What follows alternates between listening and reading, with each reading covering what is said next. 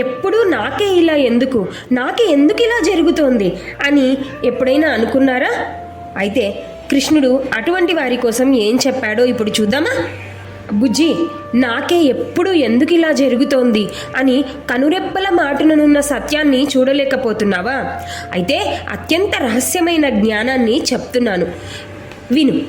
పూర్తిగా దీని గురించి ఆలోచించి తర్వాత ఏ నిర్ణయం తీసుకోవాలో నువ్వే ఎంచుకో.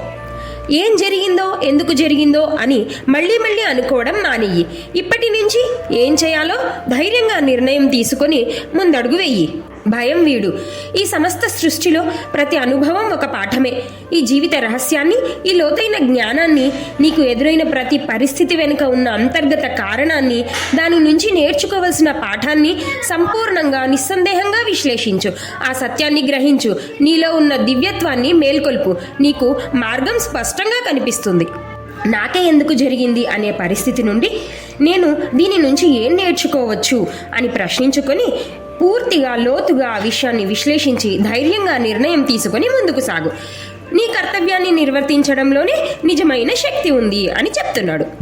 ఈ వీడియో మీకు నచ్చితే like, share, comment and subscribe Gita Chaitanyam. Thank you. కృష్ణార్పణమస్తు.